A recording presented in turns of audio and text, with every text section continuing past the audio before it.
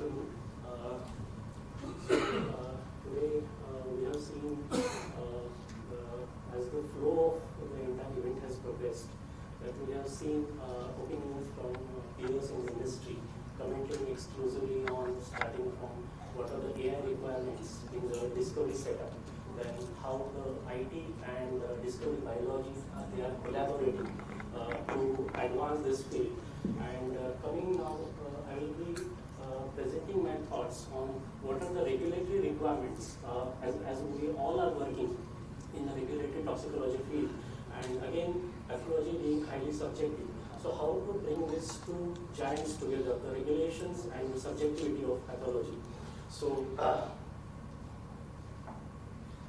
so this is the standard disclaimer.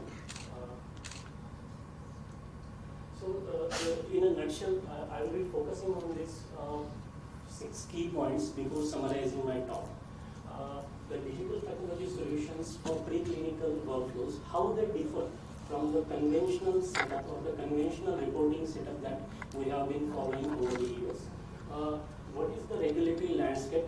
What FDA has his opinion through a Q&A session that we will deal through. The integration of digital pathology tools in the regulatory framework. What are the key considerations that one should consider while moving into this kind of a new area? And then I would share my own experience of working with one of the AIRA's flagship model, a tool called AIRADHI, which is a web-based instance for sharing the WSIs for primary pathology read, as well as it's applicable for conducting a regulatory peer review as well. And then I will walk through all of you through this image management system, and then we will summarize. So as it has been much talked on, although it looks that few aspects, they are only different while using the digital pathology reporting. As you can see, this entire stuff here, the conventional pathology reporting follows this flow indicated in orange colors, and the blue colors which are here, the scanning, WSI generation, primary read, peer review, and finally the data archival. These are the main areas of pathology reporting that are getting kind of impacted when we use these digital pathology reporting tools. So one by one, the scanners, everybody is knowing that there are scanners available. These scanners, they are a combination of a hardware and a software associated with scanner, and they scan at 40x. Overnight you get your slide scanned, the WSIs are generated, and these WSIs are nothing but they are the two-dimensional figures that can be expanded, that can be blown out up to multiple x that you can see and comment on. And once these WSIs are generated, they are made available to the pathologist, even if he is sitting at a geographically distant location, so that doesn't matter, and it can be shared with him through a web-based instance in case of AIRADHI. And the same instance is available to the peer reviewer also once the pathologist signs off his primary observations. The peer review in this case is again compliant with the FDA's requirement that it can be considered contemporaneously or it can be done retrospectively. Of course, in my personal opinion, it is never ever a blind process. It's just complementing to the primary read and working in the best context of the study to fulfill if any incomplete requirements are there. So it's not the fault finding, but it's like rather complementing to what pathologist has done to the study. So, and after this, the pathology reporting remains same. The tables can be generated through this system. The report, the discussion the pathologist will write, and finally, the data archival is again a key step that differs, wherein we all are used to archive the wet data and the dry data. Along with that, the FDA Q&A, which we will deal in few subsequent slides in detail, it also states that all the WSI generated along with its metadata has to be archived in a 21 CFR 11 compliant way. The images and all the metadata in an unaltered condition has to be archived. So what does this guidance is all about? If I say it will not be surprising to you that this is not a guidance per se, but FDA has proactively come up with its opinion on the people who have approached them, the greater giants who have approached, like Pfizer, Novartis, Eli Lilly and all, they have approached for the usage of WSIs. So FDA in a Q&A session of specifically 8 questions, they have answered their position on usage of WSIs, how it should be integrated. So the key highlights is that how the acquisition is done. The people who are using WSIs, they should be well aware that how the acquisition is done, how the images are processed, and how they are stored and how they are displayed to the pathologist for the primary read. Also, it emphasizes on the validation of software as well as hardware used for the entire process of WSI generation. Then there should be availability of adequate written procedures for the entire process of WSI generation, say for instance scanning, software management, the file access, exchange controls, and extensive training of the staff involved in the process. And most importantly, to avoid the data theft or data integrity, which is a burning issue these days, they say that the WSIs should be amply protected for any loss or alteration of data, because that will directly impact your primary read and can have a really bad effect on your report that will be visible to the regulatory. And the signed pathology report by the pathologist should explicitly mention that WSIs have been used instead of glass slides as the primary reading material, and so is the peer review if it is done in that case. Finally, upon retention and archival, as I have stated earlier, along with all metadata and image processing documentation has to be archived in a GLP compliant way. More or less, what I believe while going through this process, I believe that adequate documentation, a logical documentation that supports your GLP requirements, that will fulfill all the expectations of the agency, should be in place, and extensive validation and characterization of all the systems involved in this process is required. So documentation is the key to success if we have to implement this in our regular workflows. So what are the key considerations that should be given attention to if we have to integrate the digital pathology solution as a routine kind of alternative to the kind of regulatory or the conventional pathology recording, So a fully validated computerized systems and methods should be in place, inconsistent or in compliance with 21 CFR Part 11. So basically this FDA guidance, it just kind of leverages on the already presenting 21 CFR Part 11 and 21 CFR Part 58, that is the GLP and the GLP regulations for the computerized systems, electronic records and electronic signatures. Then the data quality should be consistent with the ALCOA principles. Nothing to tell more about the ALCOA principles. We all know that the data generated or the WSIs and all metadata generated should be attributable, legible, contemporaneously recorded as and when it is generated. It should be original and absolutely accurate. And the data attributes should be consistent with the FAIR principles that have been described in the report by Gauthier in 2019, wherein an opinion of integrating this innovative DPS into the regulatory framework. It's a kind of a survey, opinion survey from the leading pharmas who are doing this routinely. They have come up with the FAIR principles, a novel concept that the data should be findable at any instance of the study. It should be accessible. It should be interoperable without any certain changes, and it should be reusable. Reusable in terms not for alteration of data, but to be used by a peer reviewer in the context if a peer review is necessary in this scenario. And of course, adequately trained staff, documented procedures, and qualified hardware and infrastructure is key to success for implementing this. So the digital pathology tools, whatever they may be, they need a high-level specific qualification and validation. So AIRADHI is the one-stop solution and one of the key kind of a deliverable of AIRA Matrix. It complies with and it's a bespoke solution for conducting the non-clinical pathology evaluations for the routine toxicity studies. And these three key principles, they form the cornerstone of this entire system. First and foremost, whenever we are replacing slides with the WSI, so it should be a faithful reproduction of a glass slide, that AIRADHI should be able, so this was the concept in building this, that AIRADHI should be able to provide equivalent of a glass slide for the pathologist to evaluate, because you are directly replacing a glass slide, so whatever is there on the glass slide has to be in the WSI, not a hair here and not a hair there. Whatever is there on the glass slide has to be absolutely present in your WSI, and that will qualify the WSI as a faithful reproduction of the slide.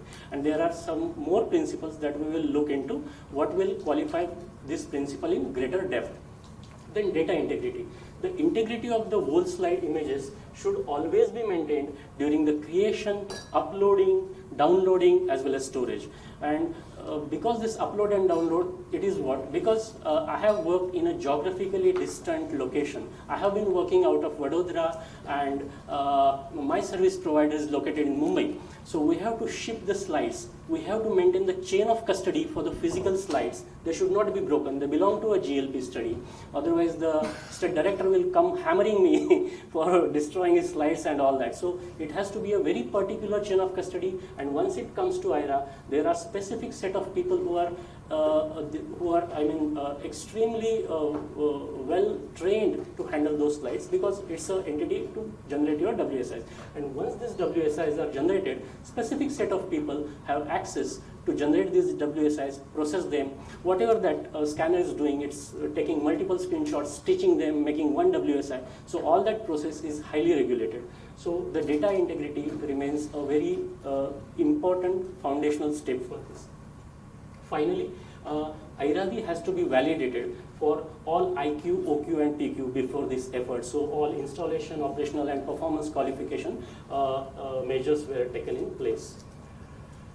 So these 8 steps in a sequential manner were conducted in a very pragmatic manner. The entire experiment was taken place to first of all to comply this image management system with 21 CFR Part 11 and all the quality standards.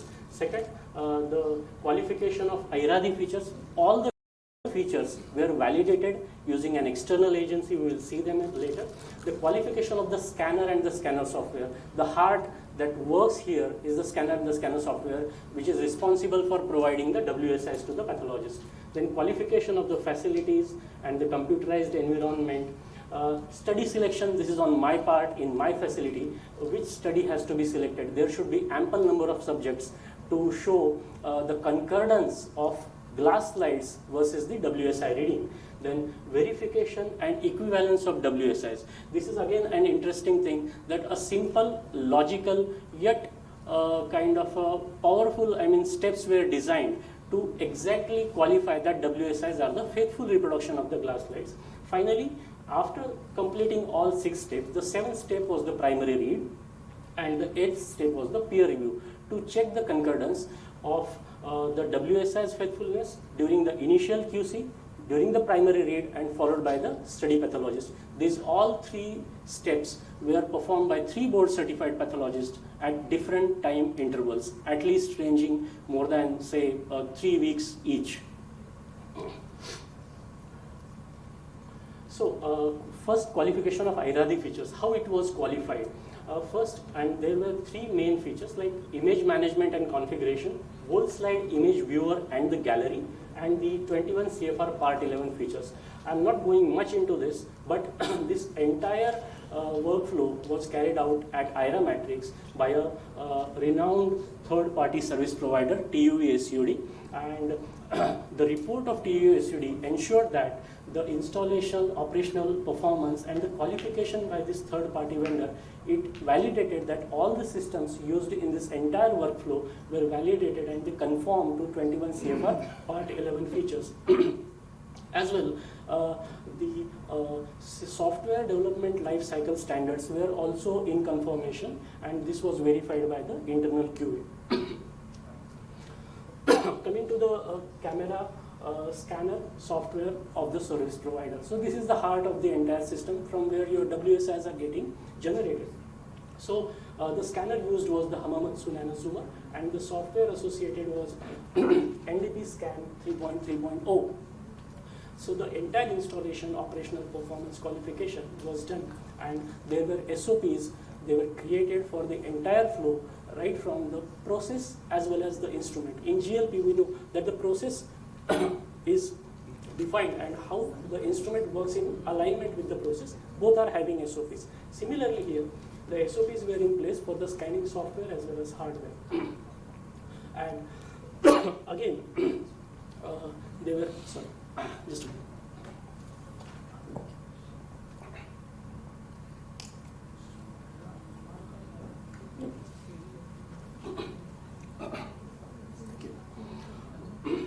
So an external agency, it validated AIRA Matrix by the CyberMedis, and they confirmed that the information security and quality management standards of AIRA Matrix were up to the mark by this external agency.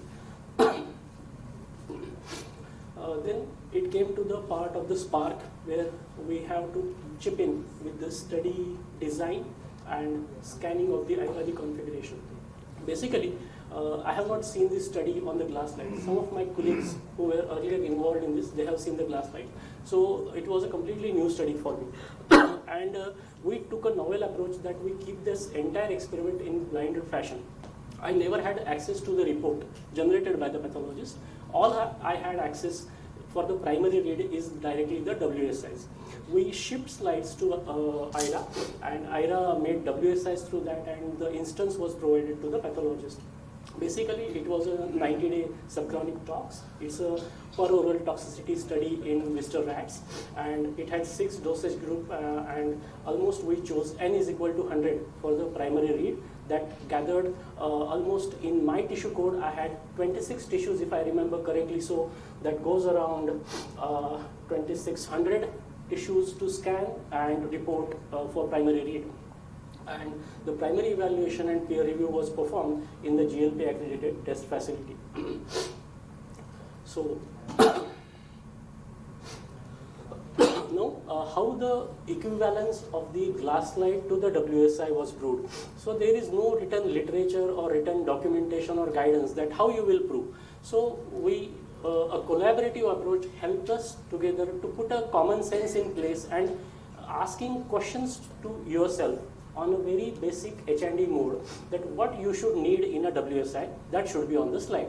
So these some questions like whether there is optimal staining here present on the WSI, which exactly mimics. Are you able to identify the typical cell type or the cell cellularity? Are you able to differentiate between the nuclear and cytoplasmic details in a very crystal clear manner as you do with the glass slides? So if your WSI qualifies that, then for all these 26 organs of say animal number 104, I will place a Y. So that will directly go as my primary read, that yes, this is a QC check part that I have completed for 1. And likewise, this questionnaire of 7 to 8 questions were asked for all 26 tissues, and once this stringent process of quality check was completed, after that only the slides were taken or the WSIs were taken for the primary read. Now, when WSI's quality check was done and the primary evaluation was done by the board certified pathologist, we could generate finally, when we unmasked the things, the original report manually prepared by the pathologist using the glass slides and using the WSIs had the similar findings. Not only similar findings, we got a great concordance between using WSI and the glass slides was more than 98.5%. So that was a big this thing, and the only difference that we followed, that sometimes on the grading of the lesions, because whether you are looking at a WSI or you are looking at a glass slide, sometimes it's a subjective matter. Somebody may feel a lesion minimal, maybe on the area of extent or area of this can be mild, but never between moderate, marked or severe. Only difference that we noted in few cases was minimal to mild or mild to minimal. So there was a great concordance, and this is how we qualified that WSIs were of equivalent standard to replace the glass slides in a protocol study. And again, the same, once the WSIs were read by me for the primary read, after a week, they were handed over to the another license of another board certified pathologist. She read those slides and she had impeccably greater concordance, almost 98% she also had. This proves that the fit for purpose of this AIRADHI solution for the primary read, utilizing WSIs, and for the peer review as well. So before going to summary, is it possible to walk through this one? Sure, I will just show some screenshots. The step-wise approach, how this image management system operates.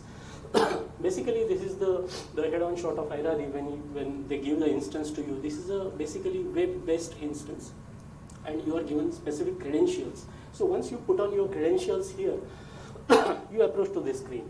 This screen has got the different parameters here, like here study is there, then project, then this is report, and this is the analysis. So your study is allocated to you is here, and study is showing you a link. Who is the study director? Who is the technician involved in WSI generation?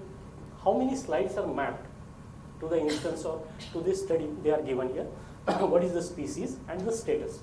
The status keeps the process being dynamic. The status is in progress as long as you are doing primary read or peer review. For a peer review, it will be again in progress in spite if primary read is completed. So once you click on the specific study, that TOX 2106 is assigned to me. You can see the total 26 slide code, and once you click on this adrenals, this is the slide. If you click on the adrenals, it will move and it will show the actual image of the organ on the slide, like this. So if you go here, for example, this is brain.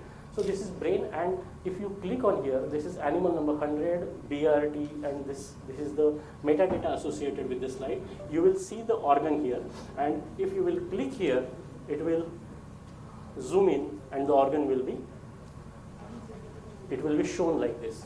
The entire WSI is shown to you. And then this is the annotation setting.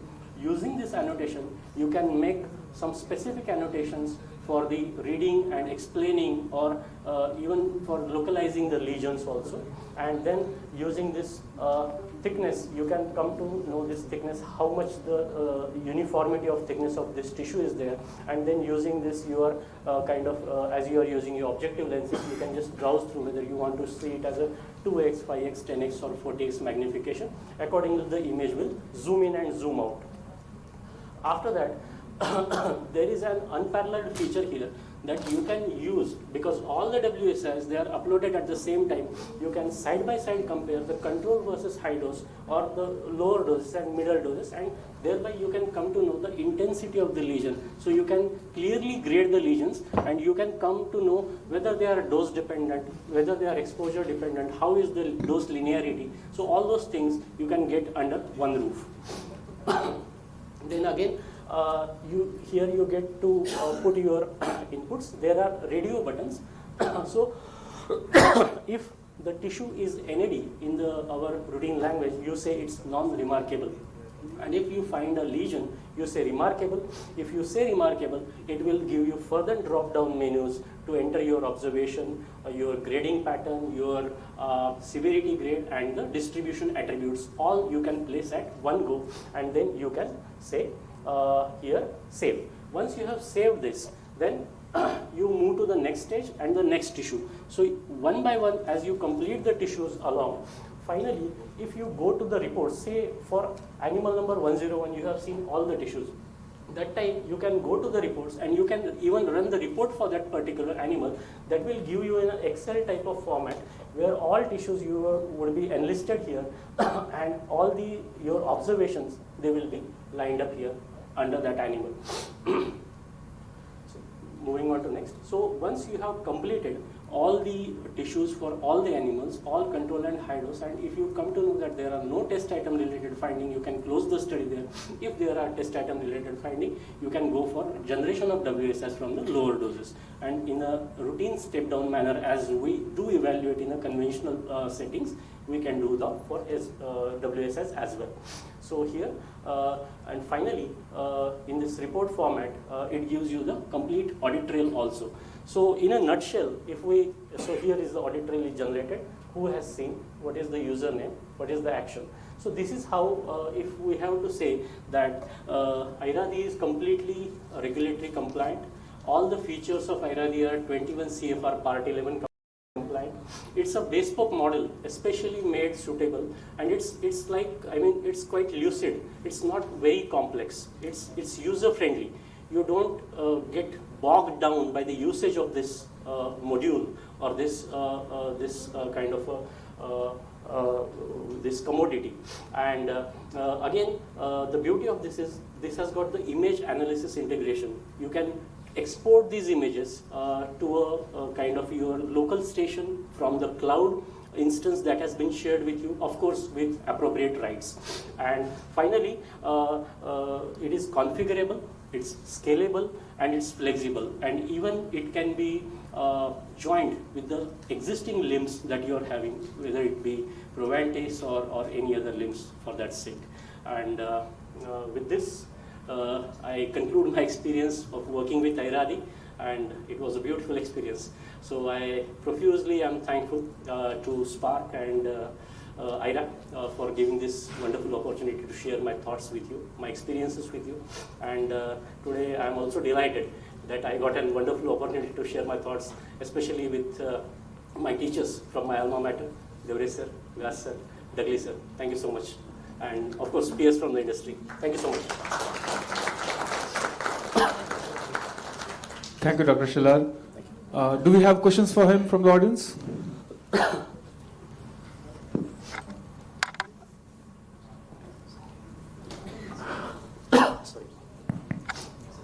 So since this primary evaluation was done in a GLP by using digital slides, I think it had to be archived. Right? So what was the total image, or the file size that was archived? Total file size that was archived, it was, I think, these WSIs are quite heavy. It was around 3 TBs. And AIRA, they provided us with a well encrypted hard disk with viewing only rights of all WSIs and all metadata of around, say, because this study had at least 6 target tissue organs as far as I remember. So the total number went up to, say, around, like ballpark estimate, 3,000 images that went up to the 3 TB. So that much of hard disk were given, and they were archived as electronic documents. So the files will be archived for the same number of years for what we will do with... Absolutely, 3 GLP cycles, it's a must. Okay. The study is on our master schedule, and yes, 3 GLP cycles. So we make it around for 10 years. We archive them and we store them. Thank you. As long as it remains. Yes. Very nice presentation. Thank you, sir. You started with regulatory approvals and validation. So if you have gone through all these 21 CFR requirements, yes, and tomorrow if you submit this study to US FDA, will there be question on validation of these images, or they will be accepted? They will be acceptable because they might audit also, but because the images where the facility, the source station where these images or WSIs are being generated, that is a non-GLP. So we are not kind of claiming GLP for that part, but all standards defined by this for validation, processes, documentation, they have been complete. So WSI generation part was not kind of this thing, but it was again audited by the QA. So they may audit, but they are regulatory and compliant. WSI generation, overall process.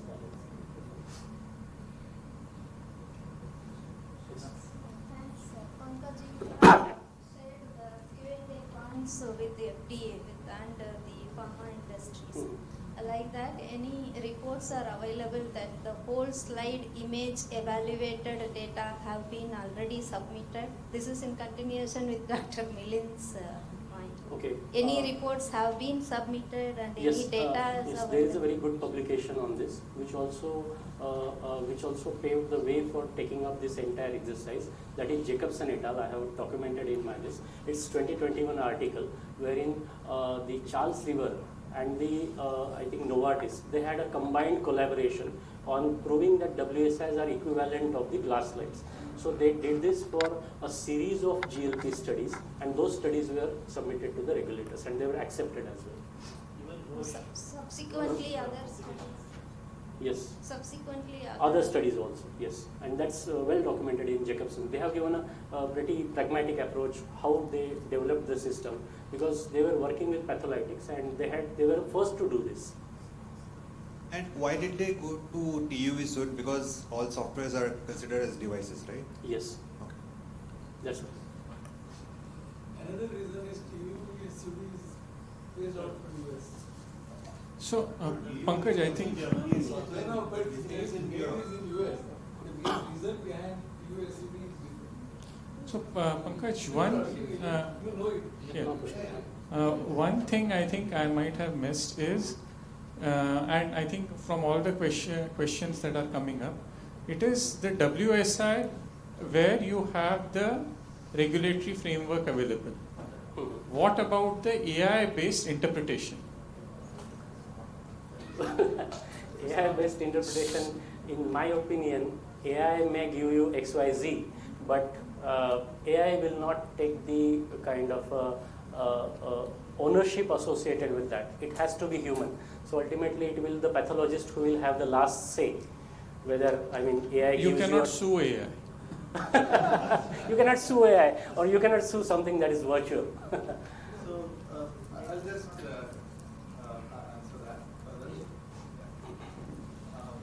So here, basically the approach that we've discussed and followed to qualify the system for GLP lab was based on some of the previous papers and the guidance documents available from FDA. And what I understand is, and obviously that we have done for the image management system and the whole slide images. Now that going forward, what I understand is a similar type of guidance now available for AI as well. Uttara, do you want to expand on that? So guidance for usage of AI in drug development is now available from the FDA. It is guidance right now, so needs to be followed with pinch of salt. But it follows the same principles as the FDA follows for clearing medical devices on the clinical side. So you need to have a proper context of use, and you need to follow the proper software development life cycle and such. There are similar guidelines for AI usage as well. This was about the image management system. The next step will be to do it for the AI.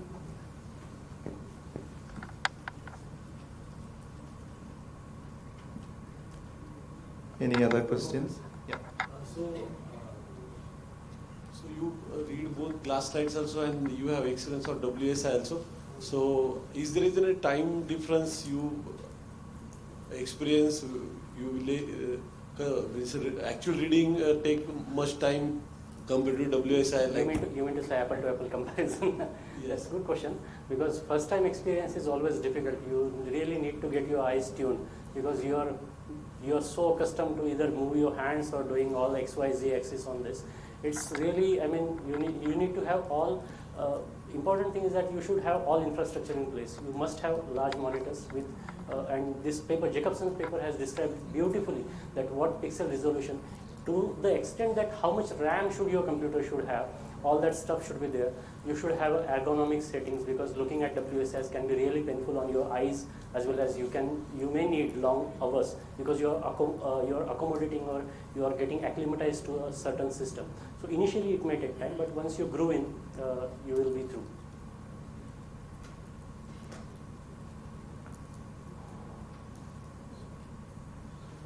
Any other questions?